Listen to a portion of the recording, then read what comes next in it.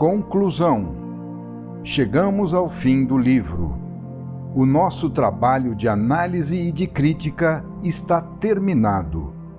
Os conceitos da visão foram levados ao contato com a realidade que existe entre nós, em nosso mundo, e que é consequência deles. O fato de tais conceitos serem confirmados por esta realidade nos prova que eles correspondem à verdade. Descemos aos pormenores e vimos que eles confirmam a concepção universal de onde partimos, verificando que os efeitos no relativo são explicados por sua concordância com as causas situadas no absoluto. O controle lógico e positivo que fizemos da visão, obtida por intuição, mostrou-nos na realidade de nosso mundo a concordância entre os fatos circundantes e os princípios da visão. Essa correspondência de um polo ao outro do todo, do sistema situado além de nossos meios de conhecimento, ao antissistema em que vivemos, constitui uma afirmação nos dizendo que a visão é verdadeira. Observando e raciocinando, esclarecemos os pontos obscuros e respondemos às perguntas e objeções, resolvendo as dúvidas e as dificuldades. Com o presente livro, o quadro está agora completo diante dos olhos. Ele foi primeiramente apresentado no volume A Grande Síntese, limitando-se ao ambiente terrestre para tratar apenas do trecho que vai da matéria até o homem. Depois, no volume Deus e Universo, o quadro foi ampliado em suas linhas gerais, abarcando o ciclo completo do ser, que após ser criado, afasta-se de Deus e a Deus regressa. Finalmente, com o volume O Sistema, aqui apresentado, o quadro foi completado em muitos pormenores, pois, sendo submetido a uma melhor observação, foi confirmado pelas provas oferecidas na realidade em que vivemos, demonstrando-se verdadeiro sob novos pontos de vista. Esses 3 volumes, A Grande Síntese, Deus e Universo e O Sistema, são os 3 degraus de uma mesma verdade, que está sendo progressivamente revelada por meio de fases de amadurecimento do instrumento, que se torna, assim, capaz de compreendê-la cada vez mais profundamente e explicá-la, como ocorreu nos últimos 2 capítulos deste livro. Dessa forma, é possível compreender como funciona o fenômeno inspirativo, que parte dos princípios gerais para depois descer aos particulares. Essa é justamente a característica que nos prova a genuinidade do fenômeno. Caso se tratasse de uma criação mental do instrumento, a concepção deveria ser realizada tal como faz a ciência, partindo da análise do estudo de fatos particulares, único meio que a razão possui para chegar ao conhecimento, e não tomar como ponto de partida a teoria geral, que representa normalmente o ponto de chegada, a conclusão das pesquisas efetuadas. Aqui, ao invés, começamos pelo absoluto, para somente no fim chegar às suas consequências em nosso mundo. Parece que esse é o método direto do sistema, enquanto o outro, comumente usado, constitui o método inverso do antissistema. Se a razão sozinha quisesse se arriscar a usar o primeiro método, que desce do alto, ao invés do método humano, que sobe de nosso mundo aos princípios que o dirigem, ela correria o risco de ter que rever as posições tomadas e corrigir as próprias afirmações gerais quando os fatos não as confirmassem. Seria fácil cair num erro por não haver previsto tudo. Como se explica, então, que não tenha sido necessária aqui nenhuma correção? A mente humana procura a verdade por tentativas e hipóteses, mas só consegue encontrá-la no fim das suas pesquisas como conclusão, que mesmo nesse caso constitui apenas uma verdade parcial, dada por uma teoria circunscrita a determinadas ordens de fenômenos, tanto que diante de uma síntese universal, a ciência, com o seu método de observação e experiência, pode prontamente declarar-se incompetente e impotente para alcançá-la.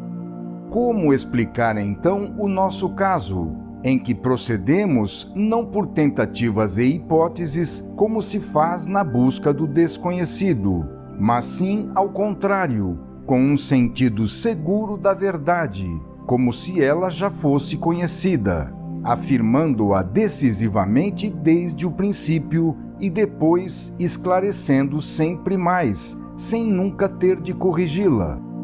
Sem o fenômeno inspirativo, como explicar que os totais das operações tenham sido colocados como uma premissa anteposta às próprias operações antes de realizá-las e sem o escritor conhecê-las? E essas operações somente chegam pouco a pouco ao conhecimento, à proporção que se vai escrevendo. Como é possível verificar-se mais tarde, ao analisá-las, que elas levam exatamente àqueles totais? É evidente que a mente humana, sozinha, não pode funcionar desse modo, produzindo esses resultados. Como explicar esse fenômeno, então? Estes livros são um fato positivo e não se resolve o problema com o simples ato de querer ignorá-lo. Quando nos achamos diante de um efeito inegável que não se pode eliminar, cumpre-nos descobrir a sua causa, se não quisermos renunciar a compreendê-lo. Dessa forma, o leitor que tiver conseguido assimilar conceitualmente toda a visão aqui exposta e desenvolvida, poderá ver em sua mente um quadro completo, que lhe aparecerá como um todo harmônico, compacto em suas partes e logicamente ligado em todos os seus pontos, sem resíduos insolúveis nem vazios de mistérios. Como um quadro que resolve os problemas, esgota o assunto, sacia a mente e satisfaz o espírito. O todo nos aparece, então, como um verdadeiro edifício, tal como foi pensado por Deus no primeiro momento, executado no segundo e traduzido em realidade no terceiro momento da Trindade. Esse edifício, cuja construção aqui se mostrou, representa a vitória da unidade. O monismo afirmado desde o início no volume A Grande Síntese recebeu aqui nova e plena afirmação. O Alfa e o Ômega do universo foram unidos no mesmo ponto, Deus. Até hoje, isto tudo não era conhecido pela humanidade senão vagamente, através de religiões e lendas, sem análises e sem controle, sem demonstrações racionais e sem prova de fato. Mas chegou a hora em que a humanidade deve saber. Por isso, na plenitude dos tempos, foi permitido a um pobre instrumento ler um pouco mais claramente no pensamento de Deus. Quem compreende que estamos todos imersos nesse pensamento e que esse pensamento é a atmosfera que todos respiramos e da qual todos tiramos a vida, não se surpreende com essas palavras. O fato de alguém descobrir e perceber esse pensamento não constitui nenhuma maravilha, pois pode ocorrer a todos que tenham olhos para ver e ouvidos para ouvir.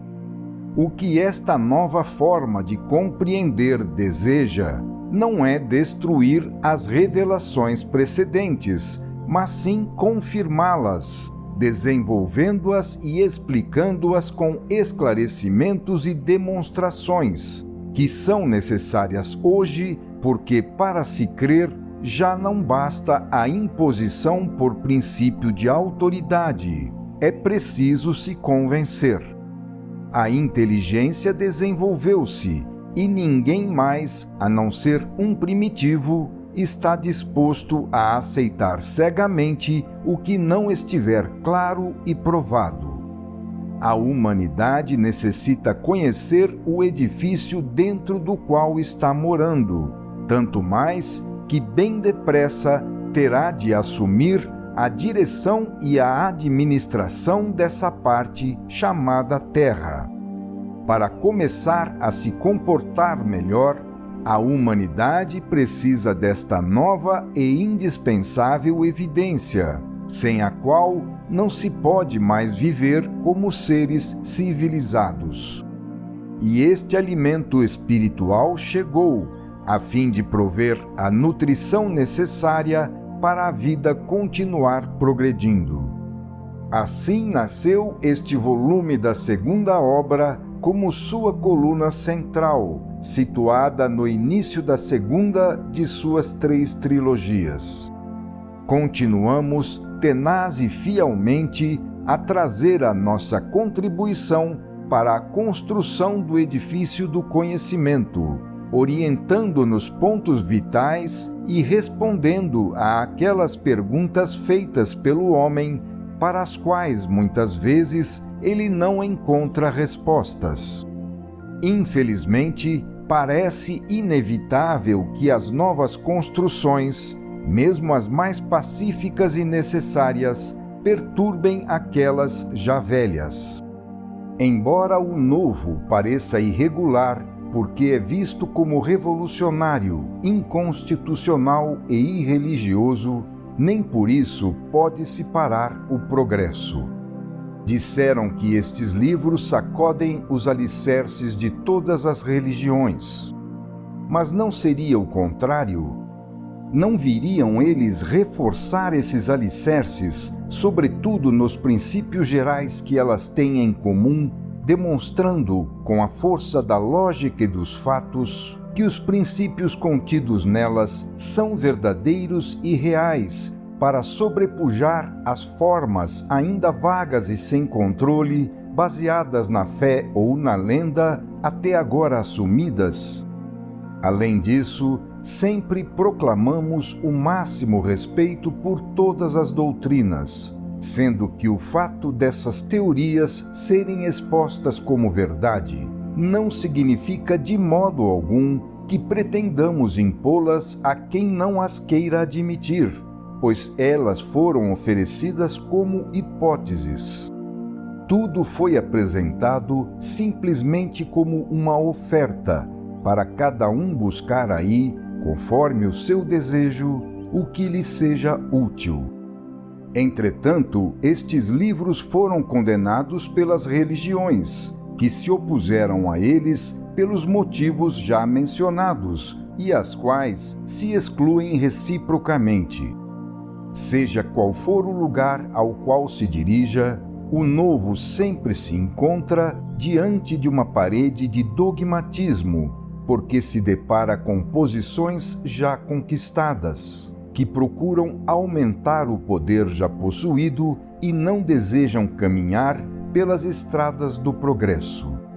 Prevalece sempre o instinto humano de guardar tudo o que está na sua própria casa, excluindo o novo, que mesmo estando de acordo com o velho, é condenado porque sempre se apresenta como uma revolução. Prevalece o instinto de se apegar à forma e colocá-la no lugar da substância, aderindo assim à letra, que mata, ao invés de aderir ao Espírito, que vivifica. Mas agora a construção chegou a cerca de 4.000 páginas. Para destruí-la, precisaria ser construído outro edifício do mesmo tamanho. Criticar e condenar é fácil. Somente quem construiu com atenção de todos os dias, durante dezenas de anos, sabe o que significa construir. Por isso, muitos criticam, mas poucos constroem. Pelo modo de agir, parece mais interessante conservar íntegro o próprio grupo do que progredir no conhecimento da verdade. Pensando que já a possuem totalmente, sentem-se autorizados a não se incomodarem em trabalhosas e perigosas pesquisas. Assim, as religiões demonstram que são contrárias a qualquer nova indagação, pois os questionamentos podem levar a conclusões novas, diferentes daquelas já estabelecidas, e com isso minar o velho edifício. Uma vez que aquela verdade já foi conquistada, ela é considerada uma posse, razão pela qual fazê-la progredir significa atentar contra um patrimônio sagrado. Esse é o misoneísmo da vida, resistindo ao impulso renovador do progresso. Então são colocados obstáculos a qualquer tentativa nesse sentido, porque a renovação perturba e é olhada com suspeitas. Tudo permaneceria anquilosado nas velhas fórmulas se fosse possível paralisar a evolução. Mas como detê-la se ela é uma lei fundamental da vida? Além disso, há também outra lei, contra a qual é difícil se rebelar.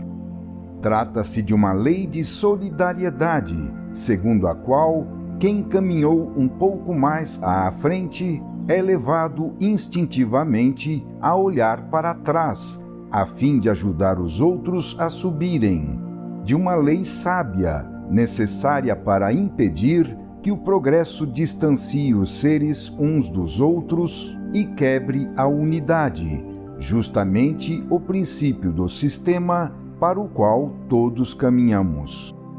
A fim de reconstruir essa unidade, é imprescindível que todos cheguem à salvação, razão pela qual, tão logo alguns elementos se encontrem mais adiantados, tornam-se instrumentos de evolução, auxiliando os outros que ficaram atrás. De tudo isso, podemos imaginar quanto esforço deve enfrentar e quantas dificuldades deve superar quem quer construir. Nenhum grupo ou religião defende tal indivíduo, porque cada um desejaria apenas filiá-lo, a fim de aumentar o número de seus prosélitos, não lhe importando evoluir para um conhecimento maior. Quem constrói o novo está sempre sozinho. De um lado, ele vê as doutrinas e os textos das religiões, que têm sua própria solução dos problemas, a qual, porém, é incompleta e imposta. De outro lado, ele vê os fatos, que indicam soluções mais completas e urgentes para solucionar esses problemas. Essas foram as condições em que Galileu se encontrou, ficando entre a Bíblia, segundo a qual Josué parou o sol, e as suas observações, cujos resultados lhe diziam que, em tal caso, teria sido a Terra que deveria ter parado, porque não era o Sol que girava em redor da Terra, mas sim a Terra em redor do Sol. Para satisfazer a tradição, Galileu retratou-se daquilo que foi classificado como seu erro e heresia, mas não pôde deixar de reconhecer os fatos, acrescentando a sua famosa frase, abre aspas, No entanto, ela se move. Fecha aspas. Como conseguir modificar os fatos? Como dobrar e torcer a evidência para fazê-los coincidir com esta ou aquela doutrina que ensina diferente? E se os fatos não concordam com a teoria, como fazer calar a realidade?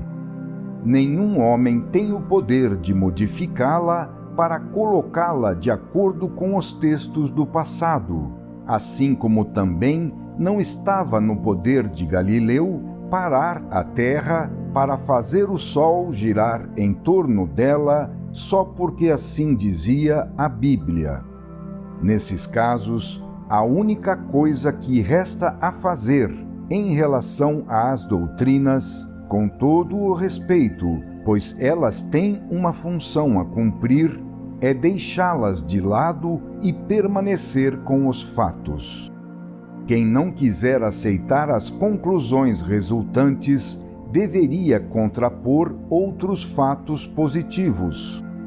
Estamos no século da ciência, em que o homem quer compreender e não aceita mais crer se não tiver compreendido.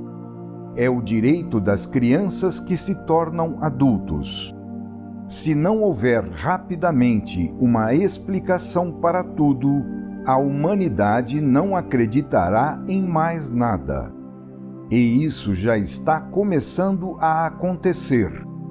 O consenso das massas ignorantes não pesa no progresso do mundo, pois em qualquer religião elas seguem sempre os seus instintos e se enfileiram atrás dos vencedores, que gritam mais alto.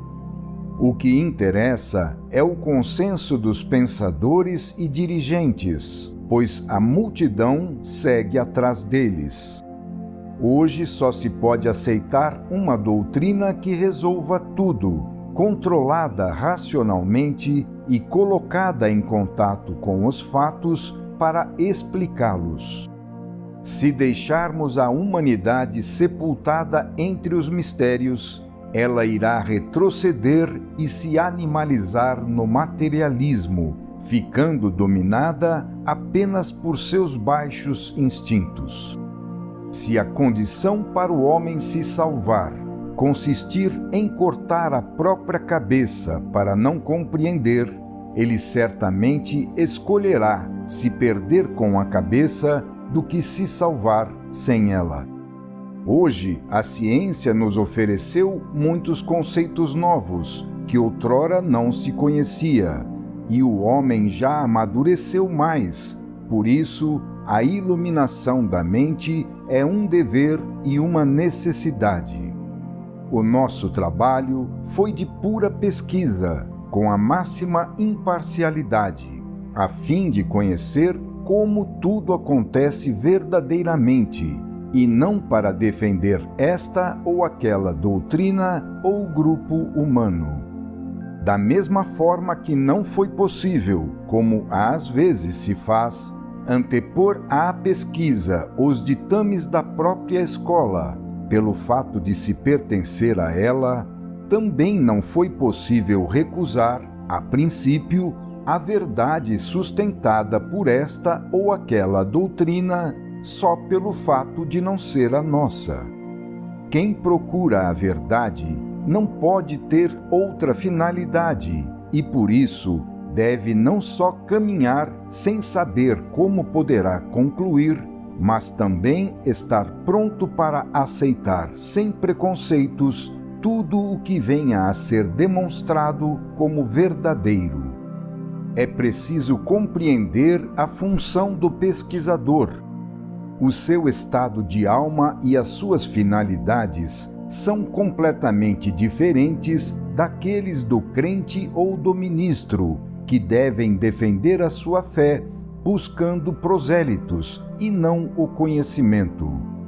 Eles já possuem uma medida estabelecida, com a qual medem tudo, julgando como verdadeiro somente aquilo que corresponde a essa medida, e como falso o que não se enquadra nela. Já possuem uma verdade confeccionada pronta para uso, que não admite transformações nem deve receber acréscimos. Pesquisar para iluminar e progredir traz desordem às fileiras, sendo, portanto, ato reprovável, com sabor de insubordinação. No entanto, o estado da alma do pesquisador honesto não é absolutamente de agressividade. A ele interessa apenas descobrir e conhecer a verdade, e não defender ou demolir as instituições humanas. Um pesquisador assim, por sua própria natureza, contraria o interesse de muitos, que constituem a maioria. Dada esta atitude de pesquisa objetiva, não nos foi possível tomar em consideração as teorias não suscetíveis de controle, sobre as quais, por isso, não era possível exercer alguma crítica que nos desse a prova da sua veracidade. Por exemplo, o pensamento religioso da antiga Índia, trazido para o Ocidente através de várias escolas, diz muitas coisas, mas, apesar de tão profundo, continua, mesmo quando traduzido, a nos falar com palavras cujo significado ignoramos, com sentidos intraduzíveis em nossa forma mental e na linguagem racional e científica, sendo sempre ditas de uma forma simbólica, própria mais para velar do que para revelar seu pensamento, do qual a nossa mentalidade ocidental, para aceitá-lo, exige uma expressão com imagens nossas, mais próximas da realidade como a concebemos. A mentalidade oriental é muito diferente da ocidental. Seus pontos de referência, bem como tudo aquilo que constitui prova convincente e meio de esclarecimento, são diferentes dos nossos. Falta para ela aquela psicologia de crítica e controle, tão importante para nós, pois nela se baseia o nosso progresso científico. Por isso, o esplêndido edifício constituído pela antiga Índia permanece como uma afirmação não demonstrada nem demonstrável, que pode ter valor mais como mitologia do que como solução de problemas. Tudo isso nos chegou através da teosofia. O mesmo podemos repetir para a antroposofia de Rodolfo Steiner. O espiritismo kardecista não nos oferece material suficiente em relação aos temas tratados aqui, pois não enfrentou decisivamente esses problemas, que constituem para ele, portanto, um terreno inexplorado. O catolicismo permaneceu gloriosamente no século de São Tomás, com um pensamento profundo, mas velho, que ignora os problemas modernos e que, além disso, está corroído pelos abusos da escolástica. Sendo preferida por outros, a Bíblia foi escrita em outros tempos, para outras mentes, e não para resolver os nossos problemas, que eram então completamente desconhecidos. Ora, tudo o que essas doutrinas nos apresentam está muito longe de estar errado. Elas contêm centelhas de luz, mas não apresentam um quadro universal que esgote o assunto e resolva tudo. Não apresentam um sistema teológico científico, racional e positivo que coordene tudo, até mesmo as últimas conquistas do conhecimento humano, em estreita unidade. Com isso, não queremos afirmar que tenhamos chegado a ver toda a verdade, mas esperamos ter atingido o nosso objetivo, que é chegar a ver um aspecto mais completo, profundo e convincente da verdade. Assim, continuaremos a caminhar, Outros também prosseguirão depois neste mesmo caminho, e sobre ele as doutrinas e as religiões também continuarão, porque esse é o fatal e irrefreável caminho do progresso do pensamento humano. No entanto, aos céticos, ainda não convencidos, pretendemos oferecer os resultados atingidos não como verdade completa, definitiva e absoluta, mas apenas como hipótese de trabalho, a fim de que possam controlá-la por meio de suas observações e experiências, aceitando-a caso ela seja demonstrada pelos fatos, ou a recusando se os fatos mostrarem o contrário, e nesse caso, construir uma verdade melhor para substituí-la. Para as várias doutrinas filosóficas e religiosas, pelas quais nutrimos o máximo respeito, afirmamos que o fato de termos exposto aqui esse sistema não significa que queiramos substituir qualquer de suas verdades, mas sim que desejamos apenas oferecer a elas o fruto do nosso trabalho, para que elas possam tornar seu esse trabalho, pois o mais importante é fazer progredir o pensamento humano. Esse é o único objetivo que nos prefixamos. Uma das primeiras razões da condenação de A Grande Síntese por parte do catolicismo ortodoxo foi a concepção monista e panteísta do universo. Mas como conceber um universo onde Deus não esteja presente em todas as suas partes, mantendo-o em perfeita unidade como seu princípio animador? No entanto, esse foi o pensamento dos maiores místicos cristãos. Era o pensamento de São Francisco de Assis quando ele sentia Deus em todas as coisas e criaturas. O panteísmo é condenado com razão porque frequentemente consiste em crer que todas as coisas e criaturas sejam Deus em si mesmas, constituindo apenas uma interpretação materialista do panteísmo. Buscando-se combater esse panteísmo desvirtuado, não só se condena aquele sadio panteísmo dos místicos, mas também se cai no erro oposto, admitindo-se um Deus somente pessoal e transcendente, separado de sua criação. Com esta separação, Deus e o mundo resultam contrapostos num dualismo inconciliável. Isso levou à ideia de que Deus não está presente em nosso mundo, mas sim longe e separado de nós, habitando apenas os céus, de onde ele não desce, senão em seus templos, por intermédio de seus ministros, só podendo ser achado nesse terreno reservado, fora do qual existe apenas erro e pecado. Desaparece assim a ideia da onipresença de Deus, cujo conceito é aprisionado por monopólios, ficando encerrado em formas materiais de certas religiões.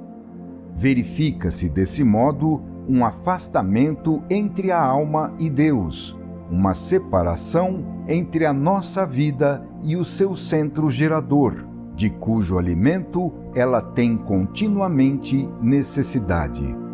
Perde-se dessa maneira o conceito de sua maravilhosa potência saneadora, de sua contínua presença, mesmo no segredo de nossa culpa, de sua presença não apenas como dura justiça, mas sobretudo como amigo benéfico e médico salvador.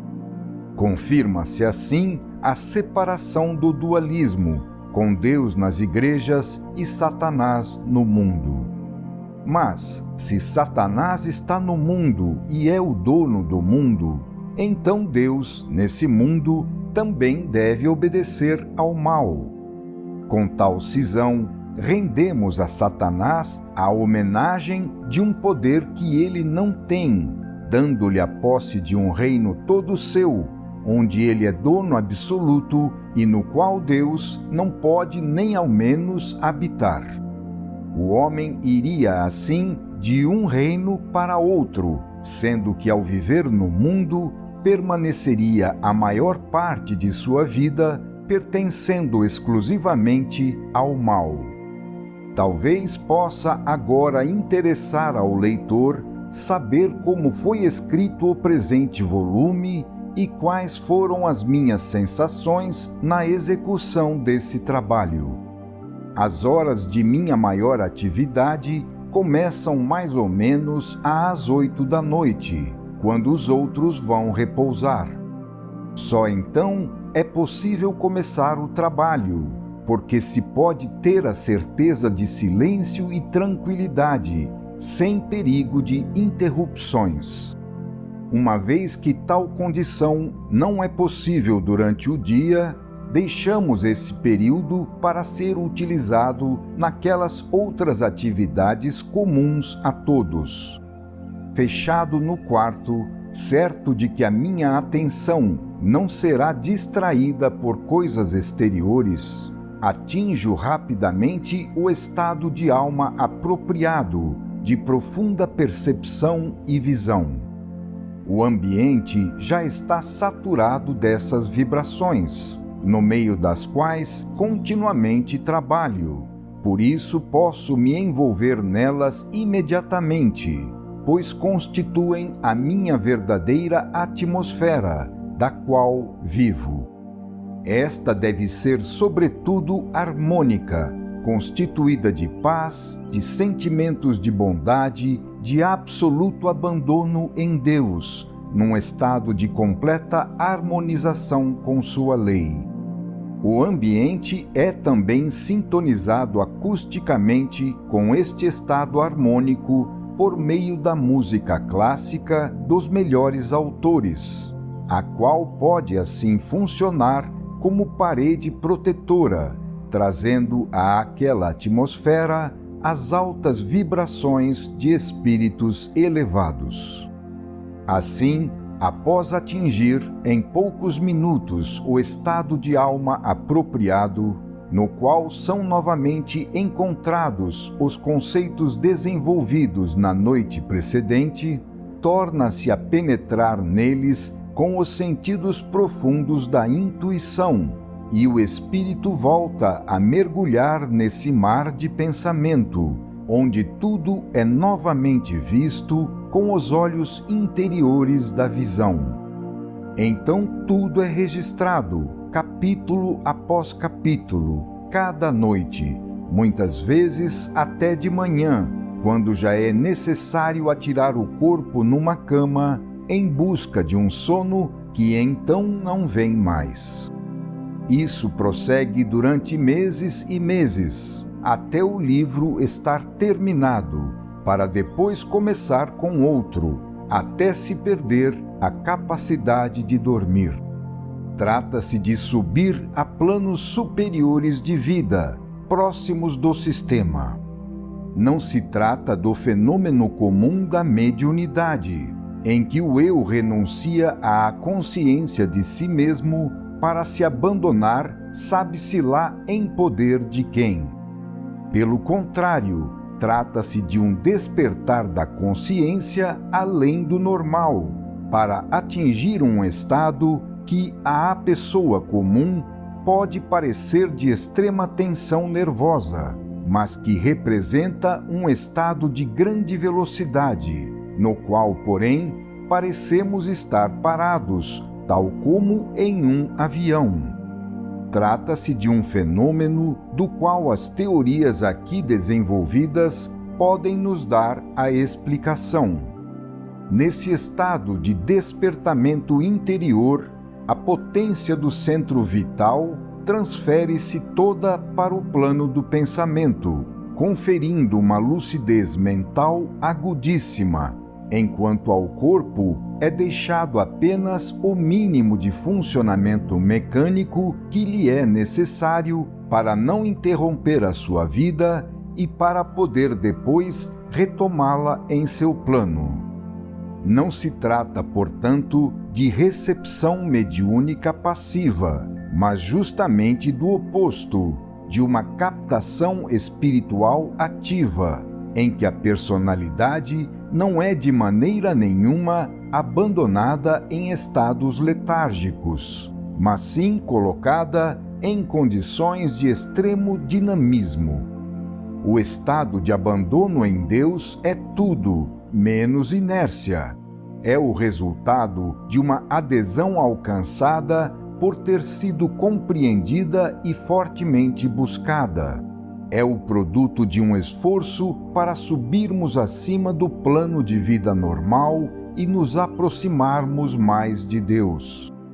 Isso é possível quando a personalidade se transporta momentaneamente para níveis superiores de evolução, transformando-se num tipo de individualidade biologicamente mais adiantado, o que lhe confere uma sensibilidade e capacidade perceptivas supranormais, muito mais agudas no sentido de permitir uma penetração conceitual muito mais profunda do que aquela proporcionada pela forma mental comum em seu estado normal. Então, a percepção e a concepção abstratas, que em geral são as mais difíceis de atingir, assumem uma evidência e concretização quase sólidas, fazendo-nos ver e tocar, através delas, esse outro mundo, que nos aparece então claro e real. Esse estado é o que chamamos intuição ou inspiração. Devido ao longo hábito, rapidamente é obtido o deslocamento de nosso centro vital e atingido o novo estado mental, no qual permaneço imerso, traduzindo na linguagem das ideias e sensações normais, conhecidas por aquela minha vida diurna, os conceitos que aparecem no estado de visão. Durante o fenômeno, permaneço perfeitamente consciente e no controle de tudo em cada momento, o que me permite, assim, ter conhecimento de seu funcionamento e me assenhorar de sua técnica. Tão logo entro neste novo estado de visão conceitual, percebo o ambiente que me circunda não mais no plano físico, e sim no plano espiritual, como uma atmosfera de pensamento que me envolve completamente, como vibrações de todos os pensamentos positivos, de todos os sentimentos bons, de bem e de amor, como o divino poder ativo e criador que rege a existência de todos os seres e coisas. Sei que existem aí também os pensamentos negativos, os sentimentos maus, de mal e de ódio, carregados de poder destruidor.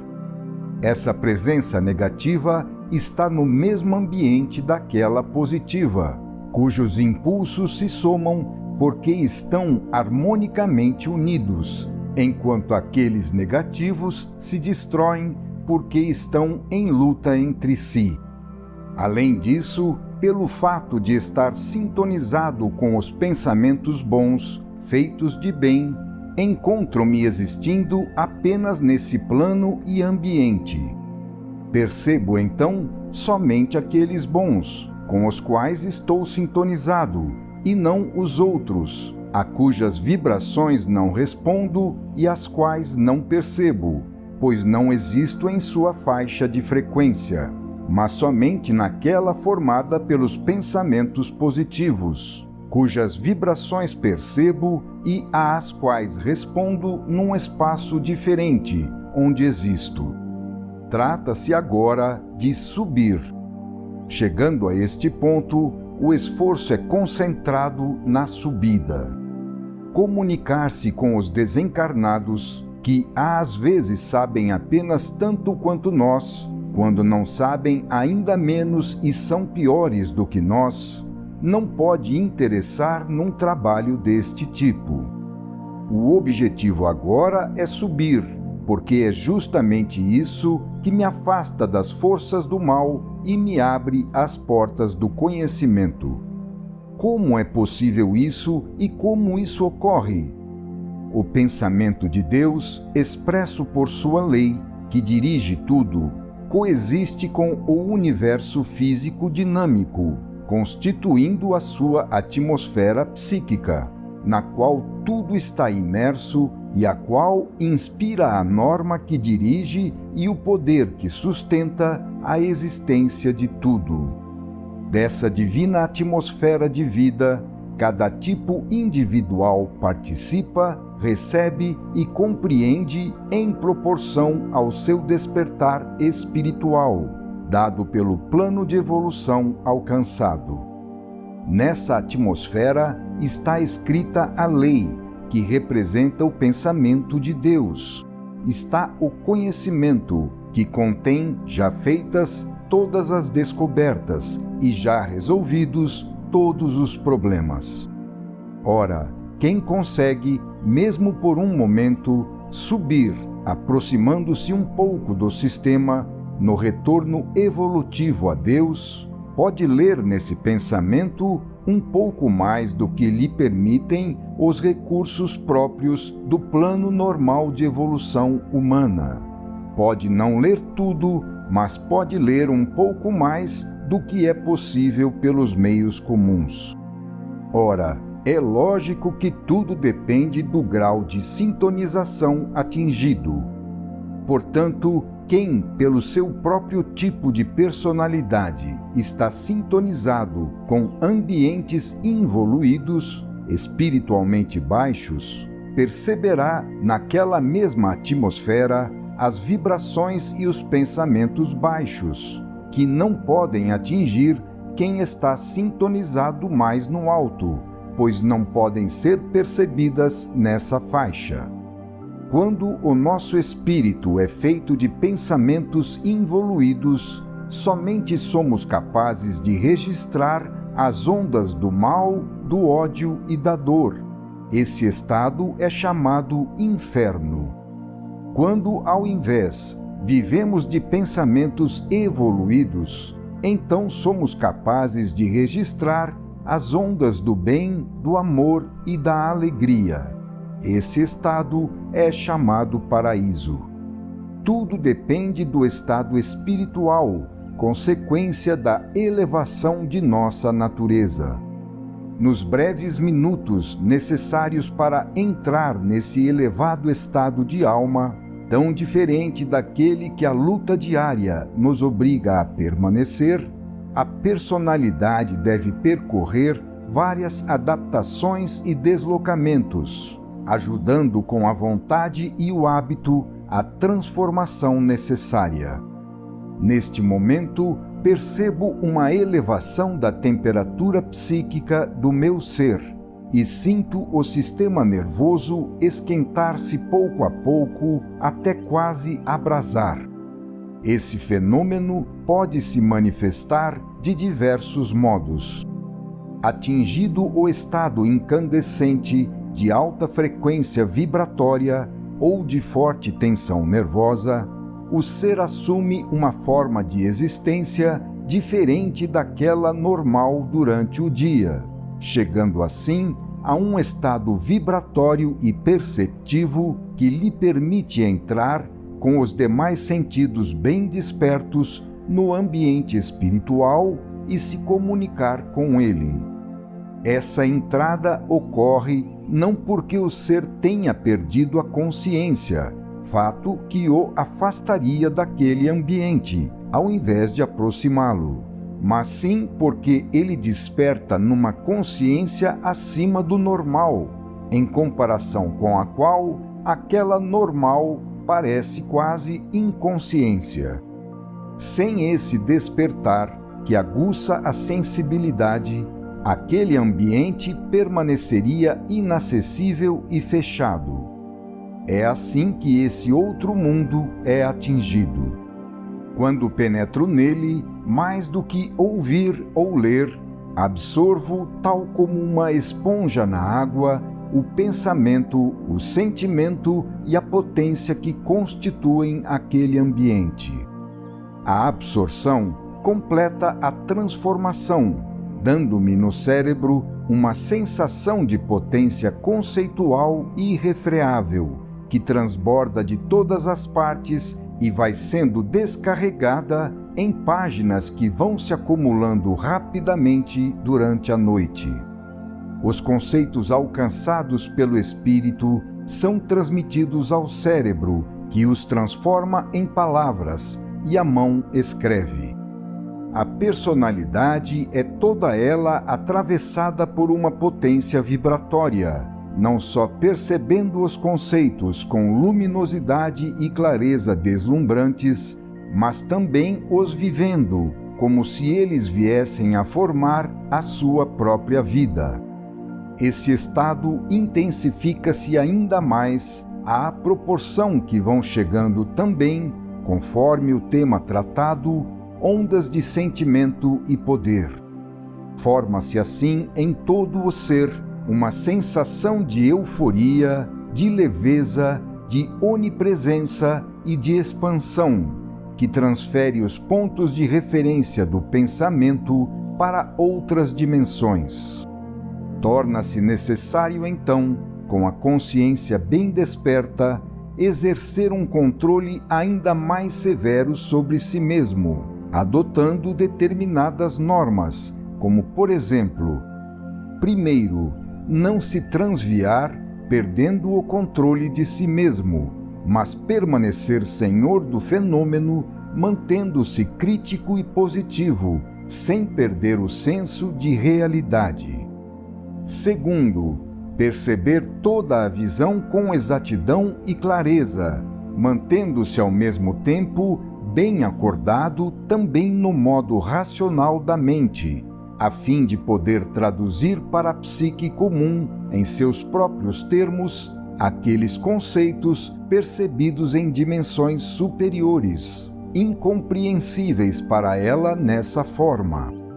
O trabalho a realizar é justamente transportar o pensamento percebido por intuição para a forma de palavras escritas, nas quais ele permaneça registrado definitivamente, e ao mesmo tempo, com a parte racional, observar o fenômeno que está sendo vivido para poder recordar depois as suas particularidades e estudar o seu funcionamento.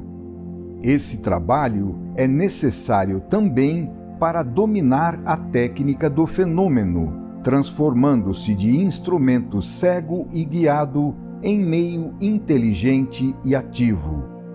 Terceiro, não deixar o próprio centro vital afastar-se demais do corpo físico. A palavra afastamento não tem sentido espacial, mas sim de tipo de vibração. Não concentrar, portanto, toda a própria vida apenas no plano espiritual, abandonando totalmente o corpo. Isso significa não tirar dele todas as energias vitais, mas sempre lhe deixar o mínimo suficiente para ele continuar funcionando sem se apagar, permanecendo sempre ligado ao corpo.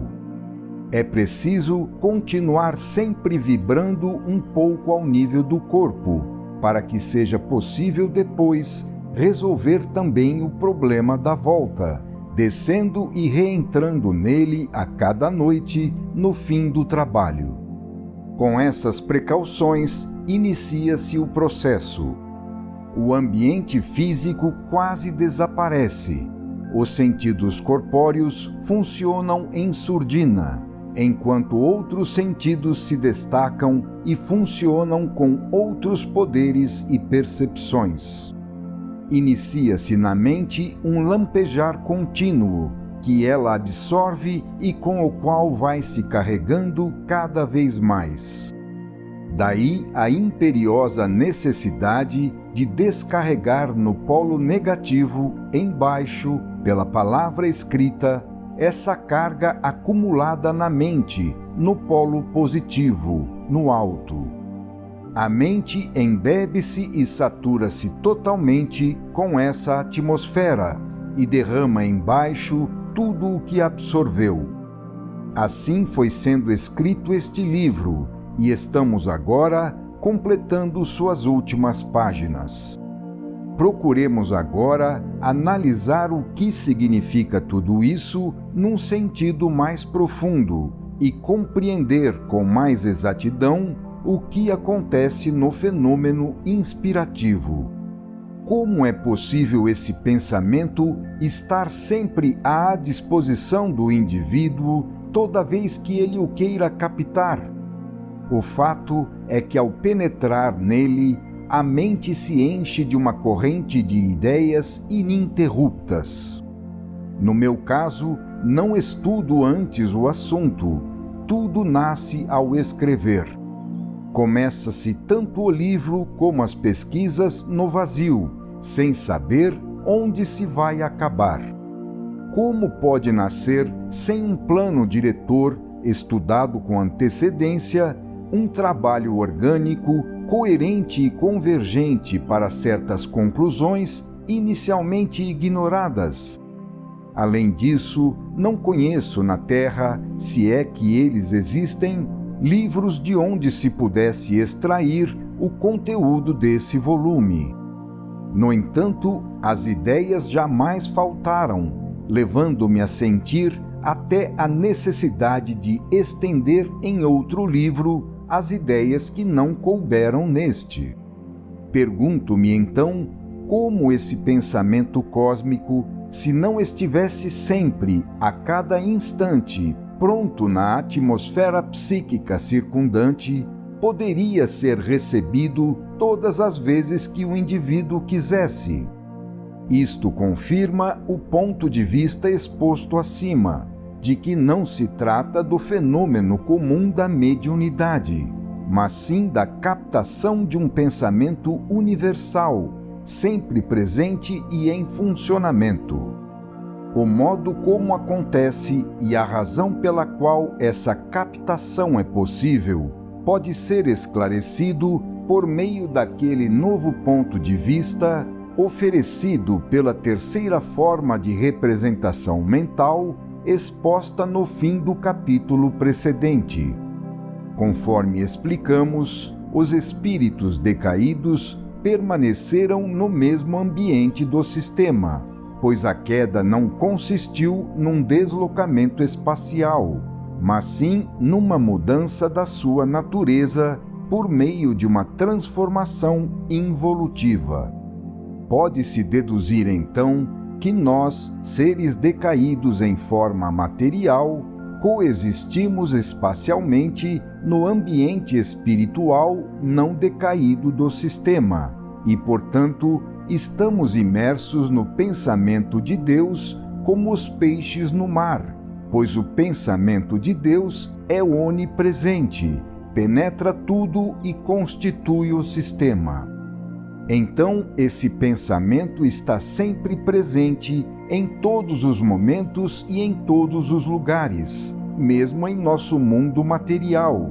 Está sempre presente não apenas como pensamento, que é captável por quem, em função do grau de amadurecimento atingido, possua a necessária sensibilização, mas também como lei, que constitui a potência atuante para realizar esse pensamento e a direção reguladora de tudo que existe e só pode existir enquanto é sustentado e dirigido por esse poder divino.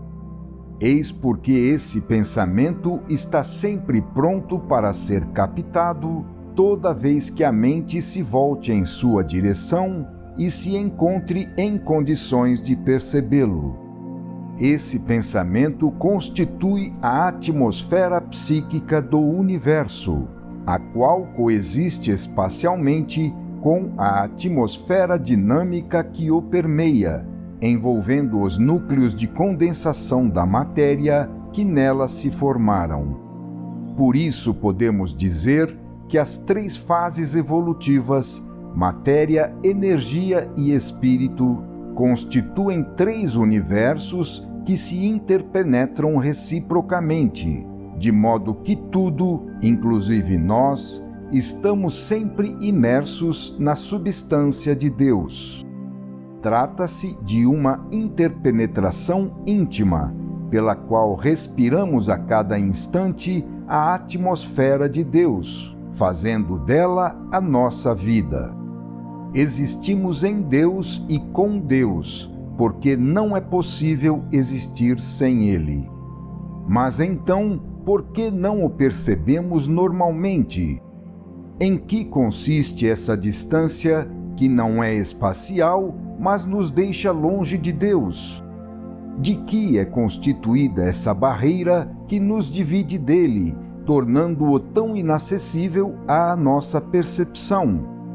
Como não nos apercebemos de maneira nenhuma em geral dessa sua presença tão viva? Efetivamente, há uma distância, mas se trata de uma distância evolutiva e não espacial, de uma distância de natureza e qualidade, consequência do estado de contração ou desfazimento que resultou da queda.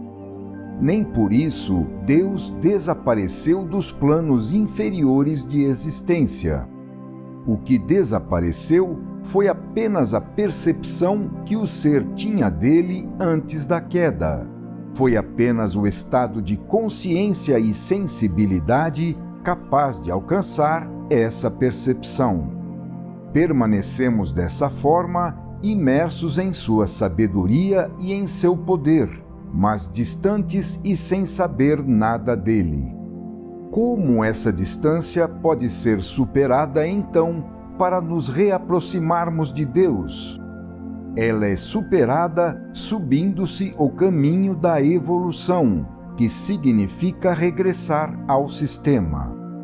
Basta saber subir na direção da espiritualidade, que constitui os planos mais altos da vida, para neutralizar os efeitos da queda, percorrendo a estrada oposta de retorno e encontrando dessa maneira, de acordo com a estrada percorrida, a sensação da presença de Deus e a percepção de seu pensamento presente.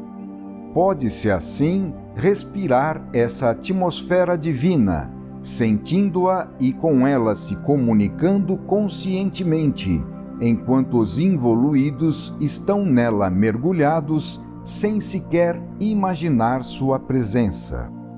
Eis então como ocorre o fenômeno inspirativo. O pensamento cósmico está presente em toda parte, como uma atmosfera psíquica e universal, sempre pronto para ser acessado todas as vezes que um indivíduo tenha alcançado o amadurecimento necessário para isso. Basta conseguir essa condição, pois o livro de Deus está sempre pronto para ser lido, e a sua leitura depende apenas das qualidades do leitor. A condição para que o indivíduo alcance esse pensamento cósmico, tornando-se apto à sua percepção, depende apenas da natureza e das condições do próprio indivíduo. Este pensamento está sempre presente, mas só pode se comunicar com quem possua as qualidades necessárias. Da mesma forma como a luz do dia está presente para todos, mesmo para os cegos, que não podem percebê-la por estarem imensamente distantes dela em sua impotência sensória. O que separa o homem de Deus e de seu pensamento cósmico, onde está a solução de todos os problemas, é apenas a insensibilidade, a impotência perceptiva do cego.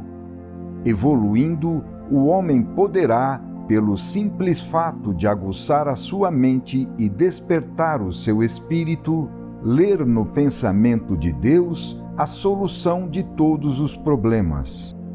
procuremos esclarecer e explicar mais um pouco, sob outros aspectos, esse fenômeno inspirativo. Quando o ser, com a evolução, atinge o plano espiritual no caminho ascensional, ele é tomado por uma sensação de expansão. A involução, efeito da queda, consistiu, ao contrário, num processo de contração do positivo no negativo, da felicidade na dor, da sabedoria na ignorância, da liberdade na escravidão, da vida na morte, do espírito na matéria, etc. A evolução consiste no processo oposto de libertação, de dilatação desse estado de contração. Tudo isso pode ser resumido em 4 pontos. Primeiro, o involuído está imerso no sistema, está tão imerso na atmosfera do pensamento e da lei de Deus, quanto estão também os espíritos não caídos. Segundo, o involuído, devido ao seu estado de involução, percebe apenas as vibrações de seu plano, acima das quais pode captar muito pouco, não percebendo quase nada do pensamento de Deus, que o circunda de todos os lados. Terceiro, quanto mais o ser evolui, tanto mais ele se torna apto a perceber tudo isso. As capacidades perceptivas são relativas ao grau de evolução, aguçando-se e aperfeiçoando-se em proporção à subida. Quarto, tudo se passa entre os 2 casos limites, representados pelos 2 polos do ser. No polo negativo, limite extremo da involução, o ser nada sabe de Deus e de suas qualidades positivas, que ele combate como negativas e antivitais, quando elas, na verdade, constituem a sua própria vida. No polo positivo, limite extremo da evolução, tanto o ser que voltou ao sistema como o ser não decaído vivem em plena consciência da atmosfera de Deus, conhecendo e participando da plenitude de sua vida. De tudo isso resulta uma importante consequência. Se, por meio da evolução, consegue-se o rompimento da casca que, na contração involutiva, aprisionou a primeira centelha de Deus, então essa centelha pode achar as qualidades perdidas, entre as quais a sensibilidade que lhe permitirá perceber o pensamento cósmico, no qual ela encontrará o conhecimento perdido. Eis como se explica o fenômeno inspirativo enquadrado no próprio seio das teorias expostas neste volume. O ser, quando consegue evoluir, corrige o processo de contração que o mutilou, rompendo a casca e assim tornando a encontrar o conhecimento tanto mais quanto mais tiver conseguido subir. Desse modo, o ser é capaz de perceber o pensamento cósmico, no qual tudo o que existe, portanto, também ele está imerso. Atingindo esse ponto, é possível aplicar a teoria da visão ainda além do campo da observação inspirativa, aliando a intuição ao controle racional em contato com seus efeitos em nosso mundo, como fizemos até aqui. Podemos, assim, transportá-la também para o terreno experimental, aplicando e controlando seus princípios como um exercício de desenvolvimento psíquico e espiritual. O primeiro produto do uso experimental da teoria aqui desenvolvida é este volume. Neste livro, oferecemos o fruto do processo analisado como resultado positivo. o leitor poderá formar um conceito da sua gênese, da técnica usada e do significado de tudo isso enquadrado na teoria da visão. O trabalho está terminado e, como fato concreto, fala por si mesmo, representando a teoria sustentada, trazida até o campo experimental. A experiência a confirma através do êxito alcançado. Observamos o fenômeno inspirativo no momento de sua formação e depois no seu pleno funcionamento. Vamos observá-lo agora em seu momento final, conclusivo, quando ele se apaga para deixar o indivíduo voltar ao seu estado normal, reassumindo a sua psicologia comum diurna. Vejamos então, por meio do meu caso, as sensações desse momento.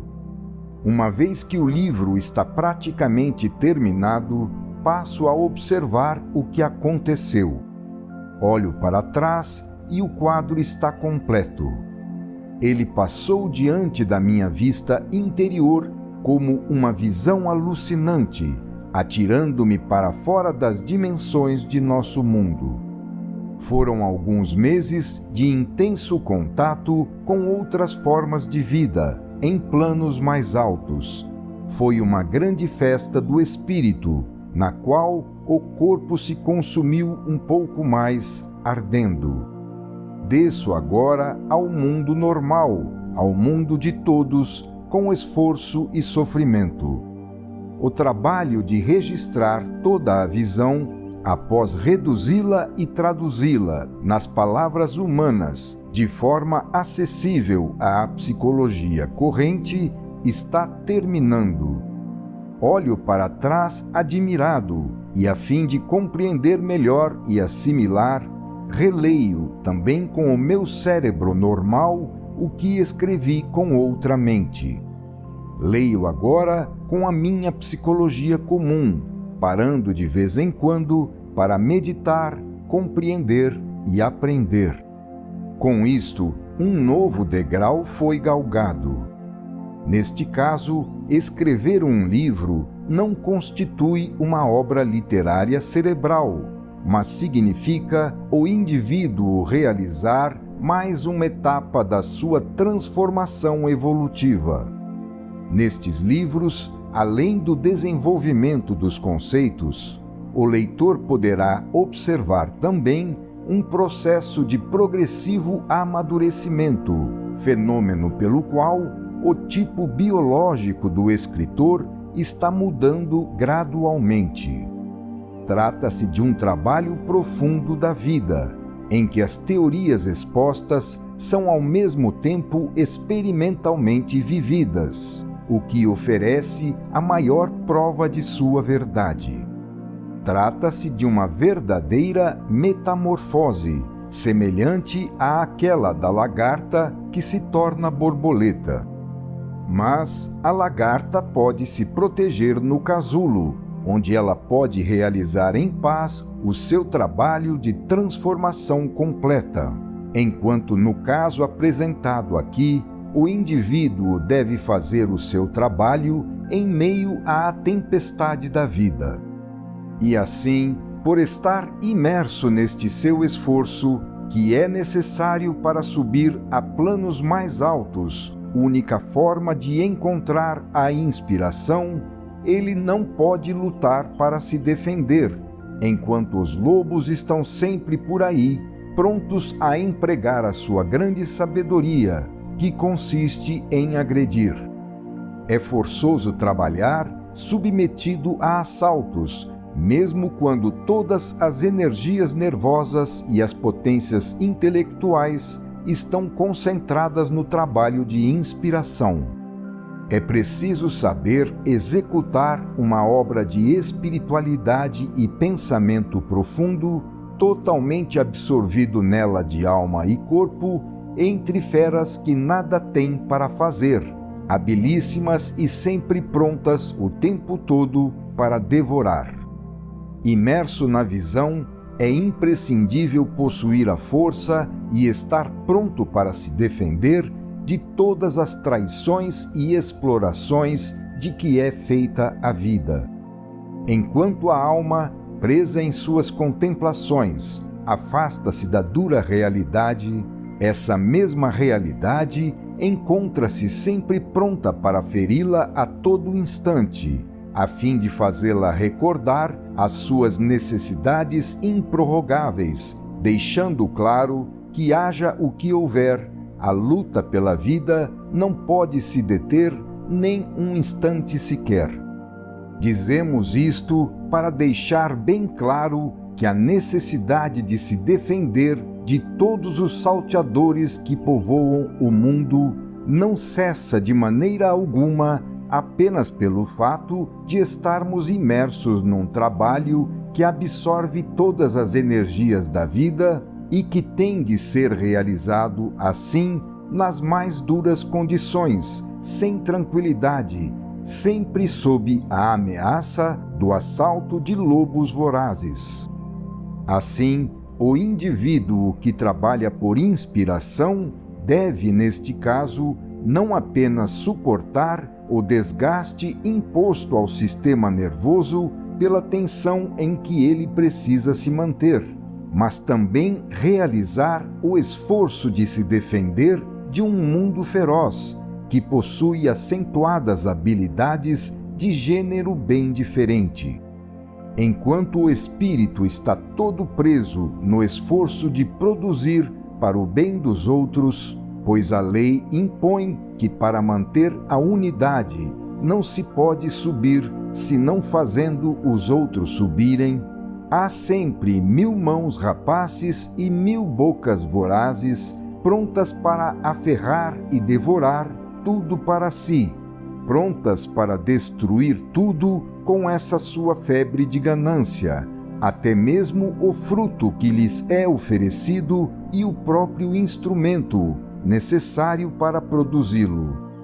É terrível, enquanto estamos perdidos na contemplação das coisas de Deus, ser sitiado e sufocado pelos adoradores do Deus Dinheiro.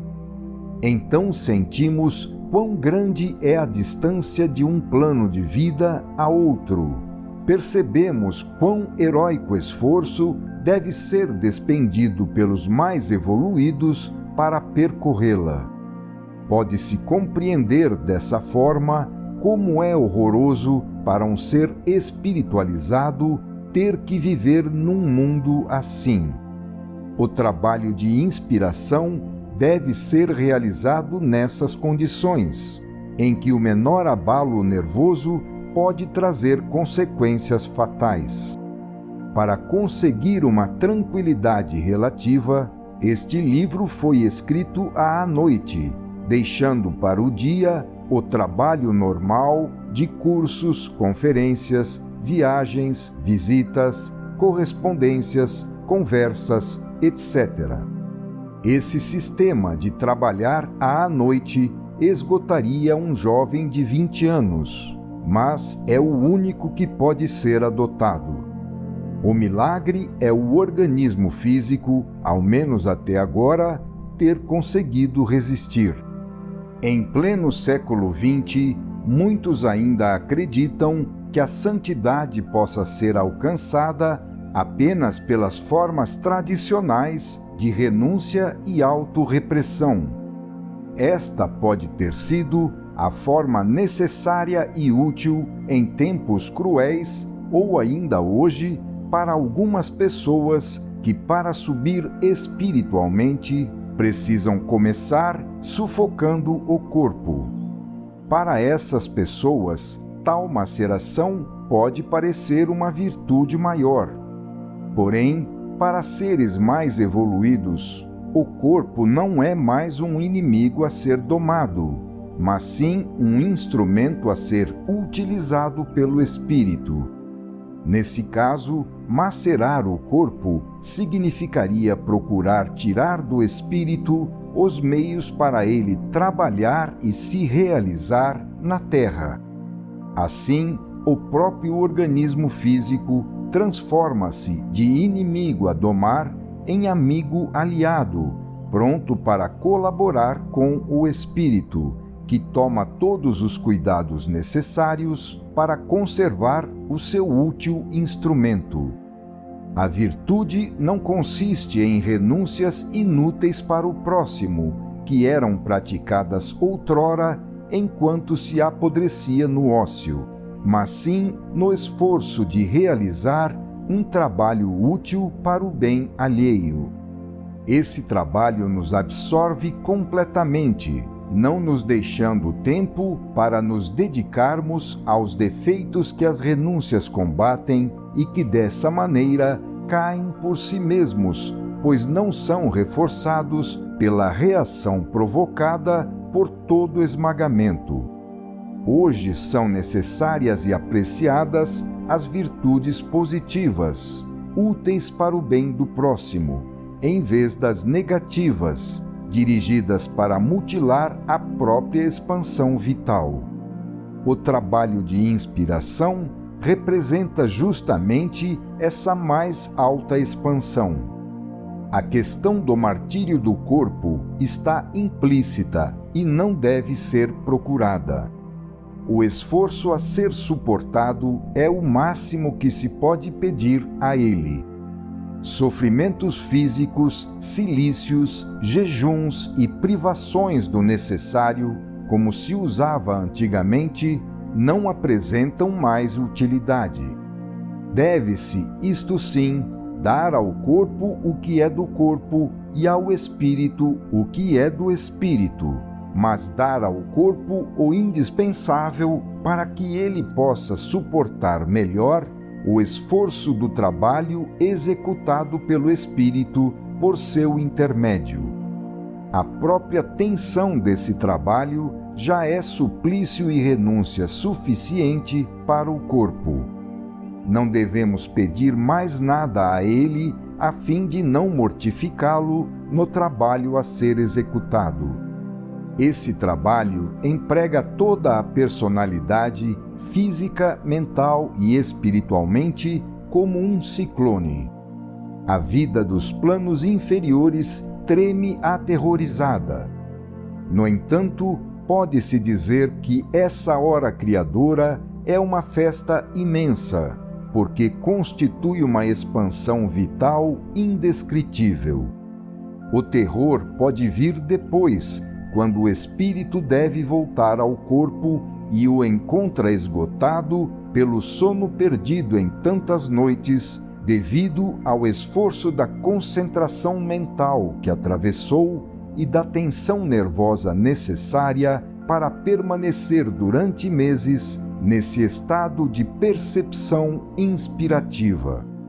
Acrescente-se a isso a necessidade de ter que retomar subitamente a luta para viver na terra, de ter que se defender de um possível assalto preparado por alguma pessoa nesse ínterim, de ter que colocar em dia todo o trabalho terreno atrasado e acumulado, a fim de se libertar do emaranhado das 1000 coisas inúteis que o mundo sempre inventa, julgando-as importantes porque não sabe fazer coisa melhor.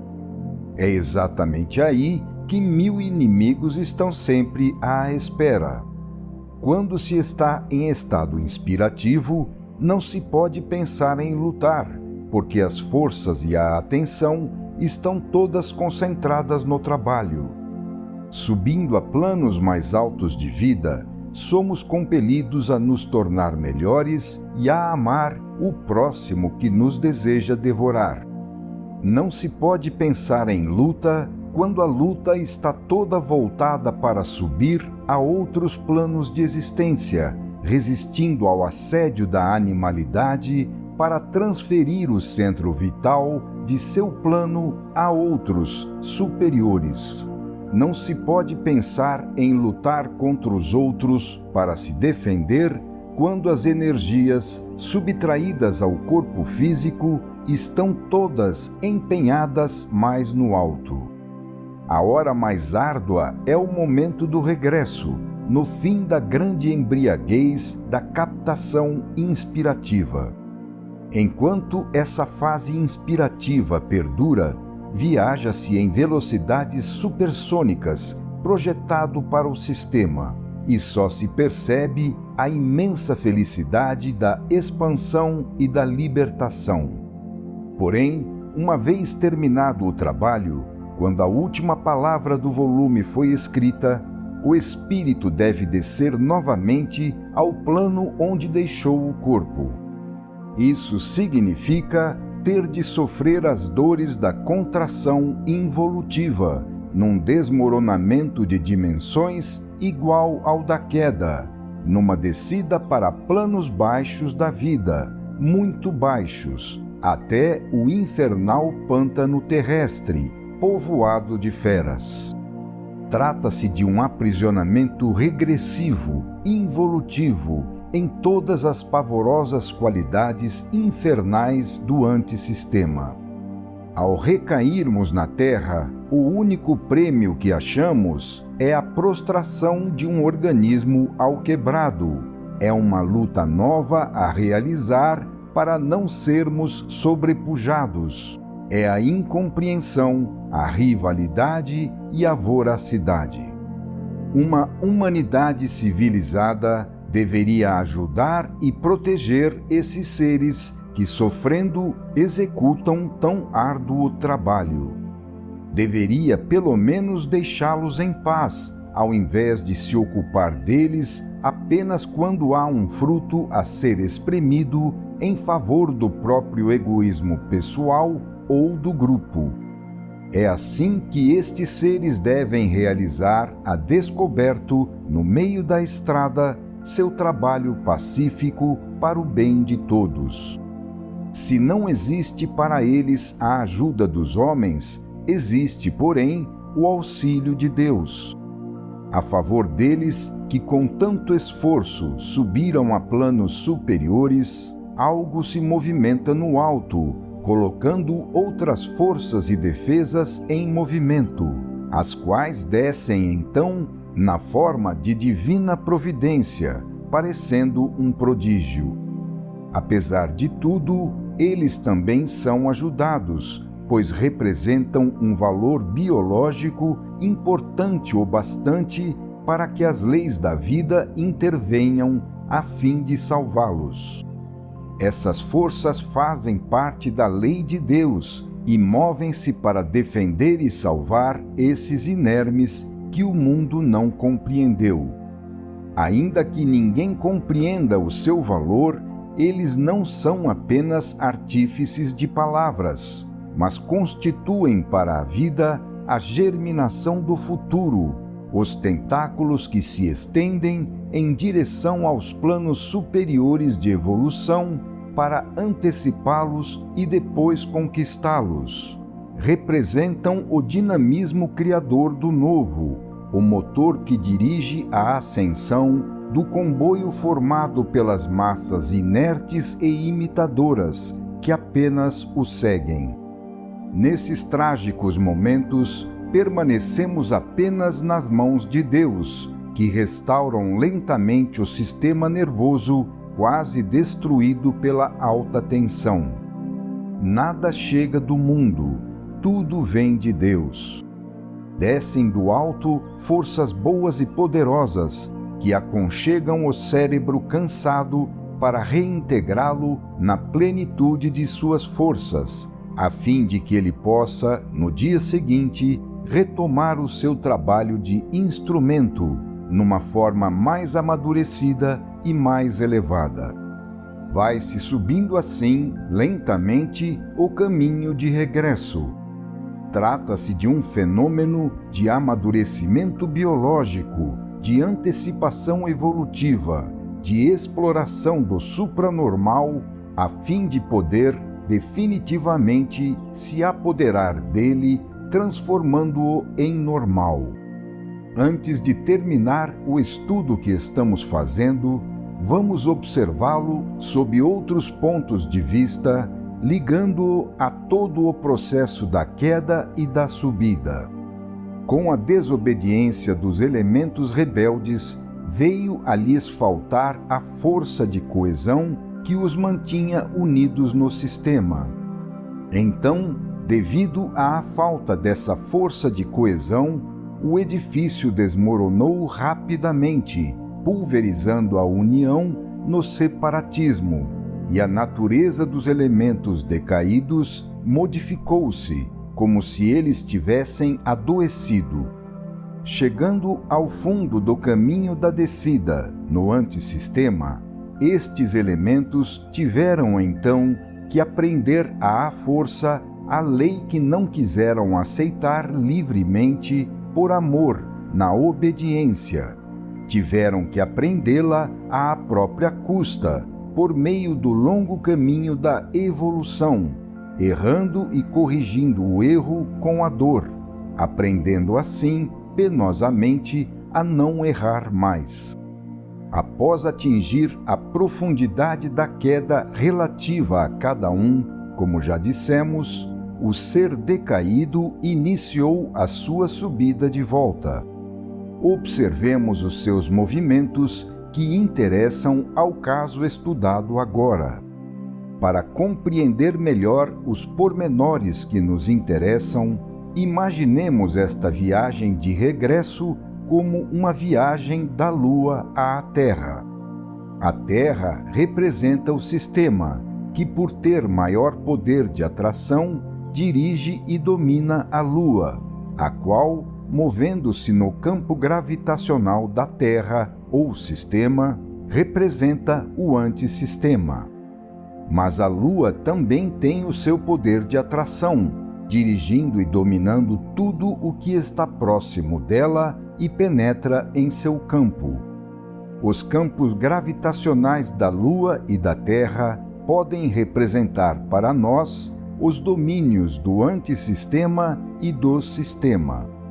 Assim, o antissistema domina como centro de atração os planos inferiores de evolução, que estão próximos dele e gravitam em sua direção, enquanto o sistema domina como centro de atração e gravitação os planos superiores da evolução.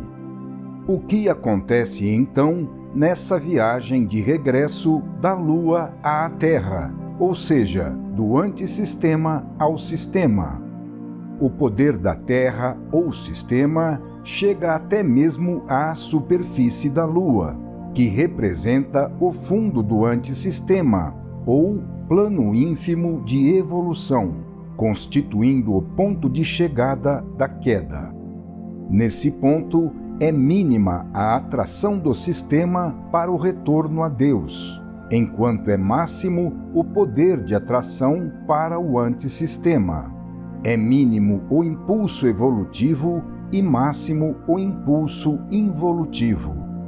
Mas por menor que seja, o impulso do sistema consegue determinar um primeiro movimento ascensional evolutivo, que é, todavia, vencido por uma queda involutiva, devido à proximidade do antissistema, pois tudo ocorre no seu campo de domínio. Não obstante, a atração do sistema não se extinguiu e continua a agir tenazmente, razão pela qual, logo depois do impulso negativo do antissistema haver vencido, esgotando-se após o seu funcionamento, o impulso positivo do sistema retoma o predomínio. No entanto, esse impulso positivo do sistema, apesar de ser mais forte devido à maior massa de onde deriva, torna-se mais fraco na superfície da Lua, ou fundo do antissistema, porque está distante desse ponto, ao passo que o impulso negativo do antissistema, apesar da massa menor de onde deriva, é mais forte, porque está próximo dessa posição. Por isso, os primeiros movimentos evolutivos são fraquíssimos. Inicialmente, no fundo do antissistema, são possíveis apenas movimentos ascensionais mínimos. Mas a atração por parte do sistema embora longínqua e fraca, aí é constante, jamais cessando de agir. Eis frente a frente, em luta, os dois impulsos opostos, um com sua força de tipo antissistema, material, e o outro com sua força de tipo sistema, espiritual. A evolução transforma um tipo de força no outro, cada um entrando em ação tão logo o outro se esgote. O caminho ascensional da evolução assume, desse modo, a forma de uma onda. Podemos, assim, observar os movimentos que o ser executa em seu caminho evolutivo de regresso. Devido à diferença de poder entre os dois centros de atração e às diferentes distâncias para cada um deles, conforme as sucessivas posições em que os elementos em ascensão vão se encontrando, esta onda será constituída por uma oscilação que muda continuamente a sua forma ao longo da subida. Na luta entre os dois impulsos contrários, o vencedor, para quem a vitória está garantida desde o princípio, é o mais poderoso, que provém do centro maior. O triunfo final, portanto, cabe ao sistema. Se não fosse assim, a evolução seria uma tentativa inútil e não a estaríamos estudando, porque ela já teria malogrado há muito tempo. É lógico que a cada um desses movimentos oscilatórios revela-se sempre mais clara a verdadeira natureza e a diferença de poder entre os impulsos desses dois centros. Observemos as formas que são assumidas por esta onda, segundo a qual vai se desenrolando o caminho do ser em sua viagem de regresso. Devido à estrutura do sistema de forças, mesmo que fossem mínimos os primeiros movimentos ascensionais, é evidente que a cada deslocamento sempre se atinge um ponto mais próximo do sistema e mais longe do antissistema.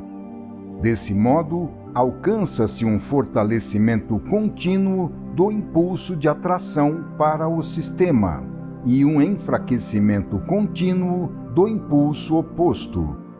Porém, ainda há mais. Se a atração age na razão direta das massas e na razão inversa do quadrado das distâncias, a sua potência também aumentará pelo fato de que a cada movimento ascensional chega-se mais próximo do sistema.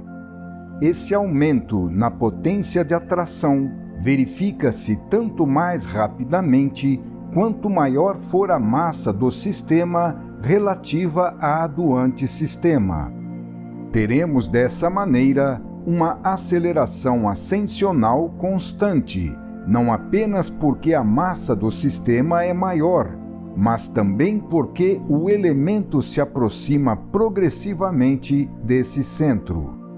No momento em que o ímpeto da queda se esgotou ao atingir a plenitude de sua realização no fundo do antissistema, bastava apenas o poder de atração do sistema continuar funcionando como sendo a força que, embora mais afastada, sempre foi maior, para que se verificasse o primeiro aceno de um deslocamento ascensional em sua direção, e assim fosse iniciado o movimento ondulatório com as características já estudadas, que tenderiam sempre mais a se acentuar. De fato, a onda ascensional tomou assim a forma de oscilação e se desenvolveu ao longo da estrada, cada vez mais aumentando sua parte superior e diminuindo sua parte inferior. Essa diminuição inferior exprime o progressivo enfraquecimento do poder de atração do antissistema, ou mundo material, enquanto o aumento superior representa o progressivo fortalecimento do poder de atração do sistema, ou mundo espiritual. Esta é a razão pela qual a evolução significa espiritualização. Devido às forças em jogo, forma-se automaticamente um tipo de onda cuja oscilação constitui uma contínua aceleração ascensional. Na verdade, esgotado todo o ímpeto da queda no fundo da involução, começa a prevalecer então a atração do sistema, produzindo o primeiro movimento mínimo ascensional. Desse modo, a atração do sistema retoma a supremacia, produzindo um regresso, e assim por diante. Mas cada oscilação de subida corresponde a uma potencialização da atração positiva por causa da aproximação do sistema e a um enfraquecimento da atração negativa por causa do afastamento do antissistema. O resultado de cada oscilação é a curva inferior da onda afastar-se cada vez mais do antissistema e o vértice superior aproximar-se cada vez mais do sistema. Segue-se que a cada oscilação, a subida da evolução ganha em dois sentidos, uma vez que, por um lado, a extremidade inferior da onda apresenta-se cada vez mais alta e afastada do antissistema, e, por outro lado, a extremidade superior está cada vez mais alta e próxima do sistema. Ora, a transformação da onda, nesse sentido, tende a se acentuar tanto mais quanto mais progride em direção ao alto. É assim que, sob uma influência não só cada vez mais poderosa da atração positiva, devido à sua posição mais próxima do sistema, cuja massa é maior, mas também cada vez mais fraca da atração negativa, devido ao seu maior afastamento do antissistema, cuja massa é menor, a onda tende sempre mais a se alongar para cima e a se encurtar para baixo. Ela chegará dessa maneira ao ponto em que o seu trajeto ascensional prevalecerá totalmente, reabsorvendo o caminho da descida, que será assim completamente eliminado. Então, nos planos supremos da evolução, a onda desaparecerá numa reta, lançada como uma flecha em direção ao sistema. De tudo isso, compreende-se que a evolução é tanto mais lenta e penosa quanto mais se está embaixo, e tanto mais rápida e feliz quanto mais se está no alto. O homem se encontra no meio do caminho. Se para ele a onda pode ser constituída hoje de 3 medidas para frente e 2 para trás, ela poderá, para os seres mais evoluídos ou para o homem de amanhã, ser constituída de 4 medidas para cima e 1 para baixo, até que a descida esteja relativamente anulada em relação à subida. Pode-se dizer que hoje o homem ainda retrocede 2 passos para o antissistema a cada 3 que ele avança em direção ao sistema. Quanto mais se evolui, tanto mais o ser se espiritualiza e tanto mais poderosa se torna para ele a atração para Deus, enquanto tende a desaparecer a atração oposta, exercida pela animalidade inferior. Ao expor tudo isto, buscamos não apenas explicar cada vez melhor o fenômeno da evolução, mas especialmente fazer que se compreenda o nosso caso, que só pode ser entendido em função dela e do que dissemos até aqui. Escrever um destes volumes representa o período ascensional de uma onda da evolução. Colocando-se sob o poder da atração do sistema, o espírito sobe até o máximo vértice suportável, estabelecido por todos os desenvolvimentos atingidos nas oscilações precedentes, às quais se acrescenta um pequeno trecho à frente. Terminado o trabalho, o esforço cessa e a onda torna a descer involutivamente. O espírito perde o poder intuitivo e vai jazer cansado, abatido no vale da onda, em sua veste corpórea.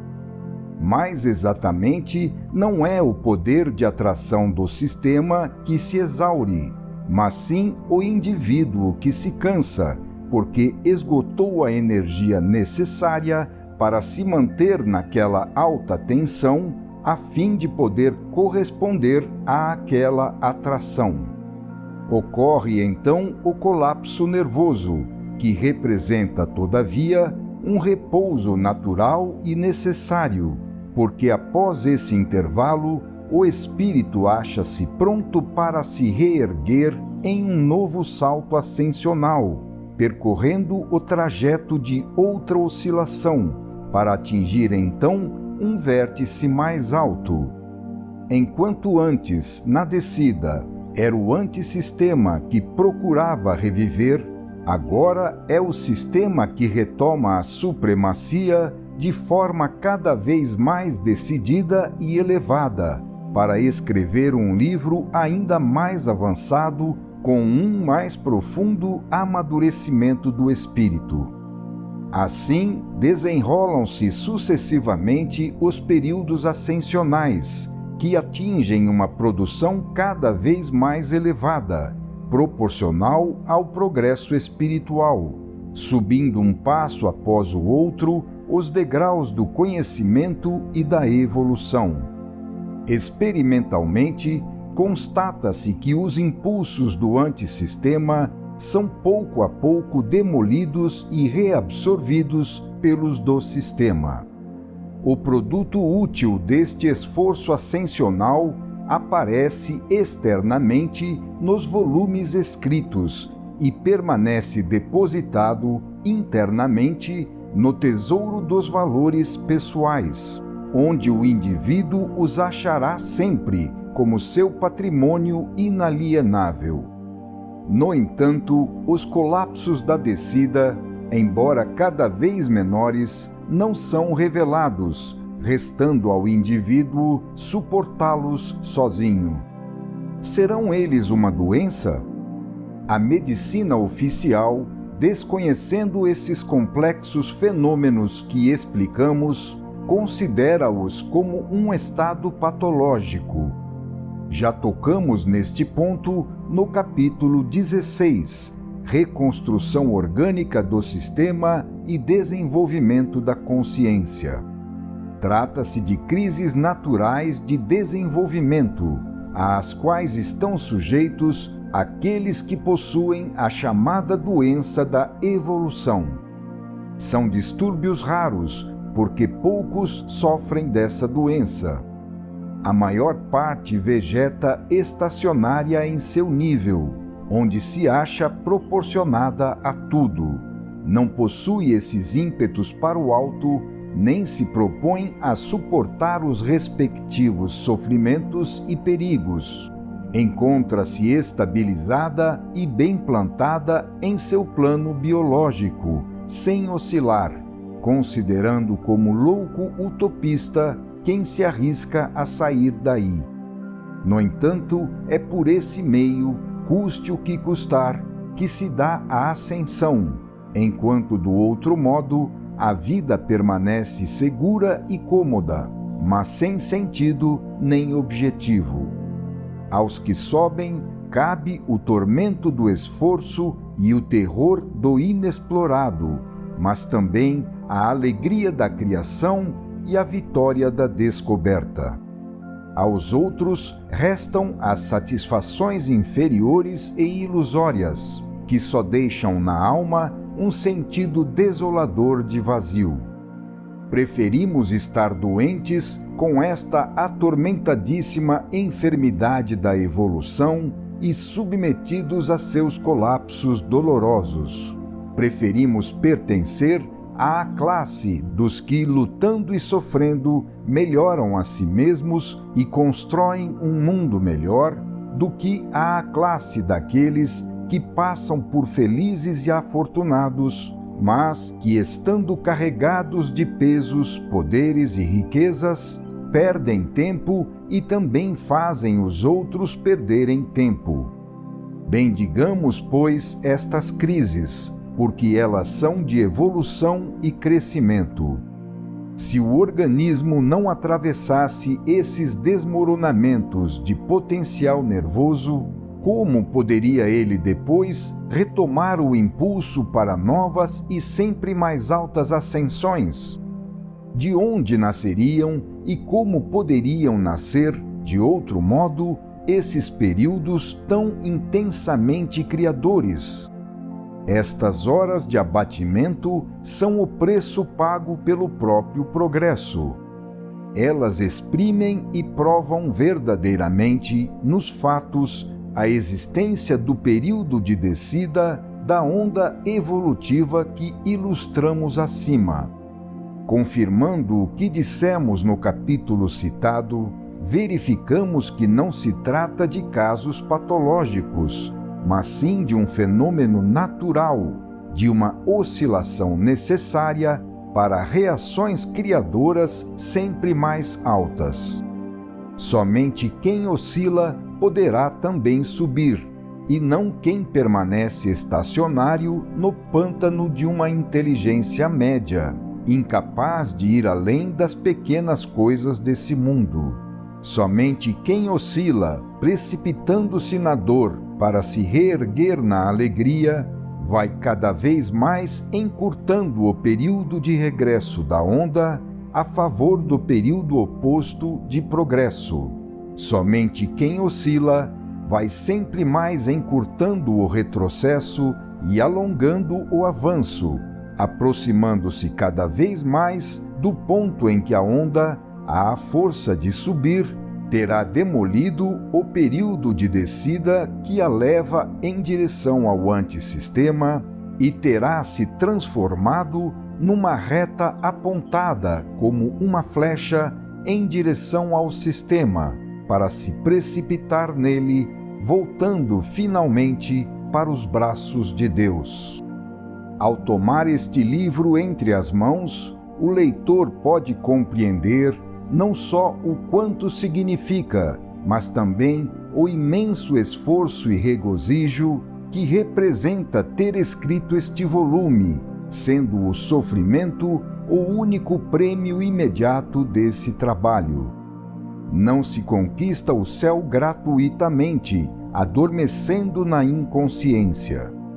Ele não desce até nós se antes não tivermos lutado nós mesmos com a consciência integralmente despertada para subir até ele, se não tivermos enfrentado a subida com a coragem que só uma grande paixão pode nos dar.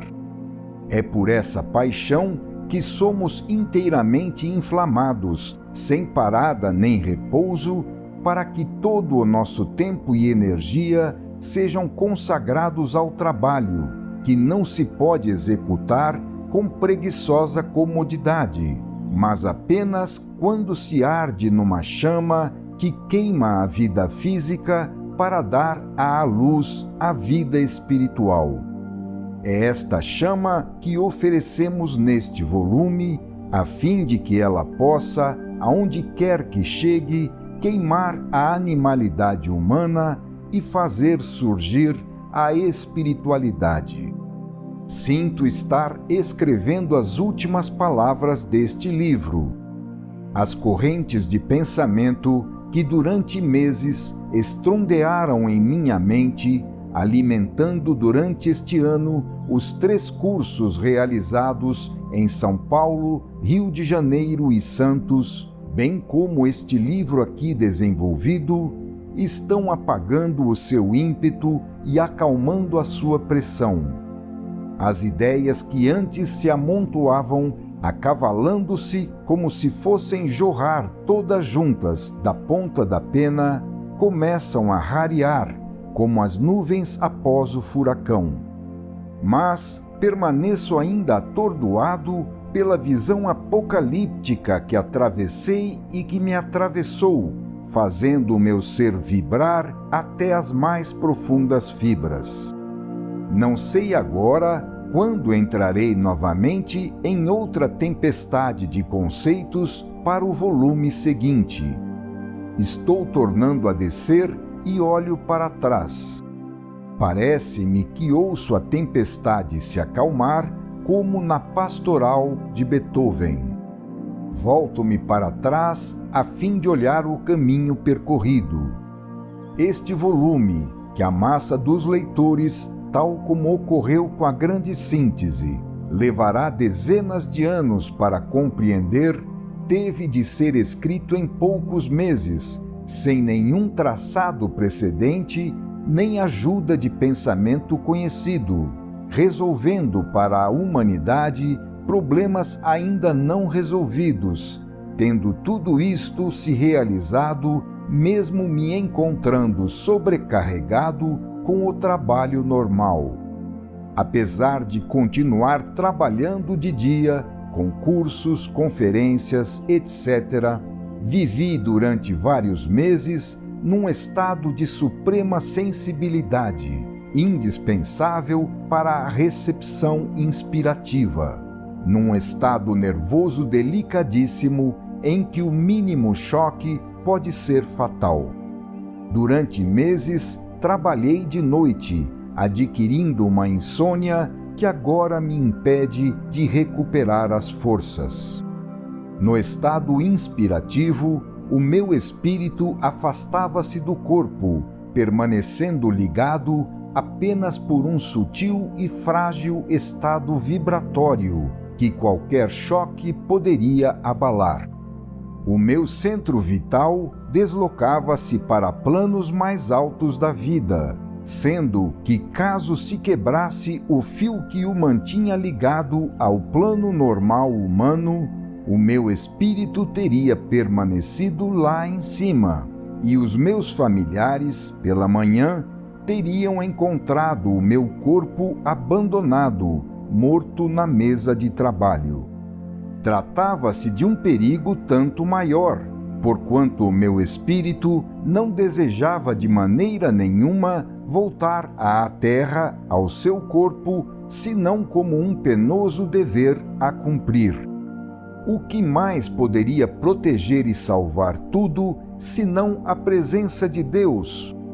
O que mais poderia ajudar a realizar o milagre, senão a sabedoria da lei de evolução que previra esses esforços e preparara os auxílios correspondentes para chegar a bom termo?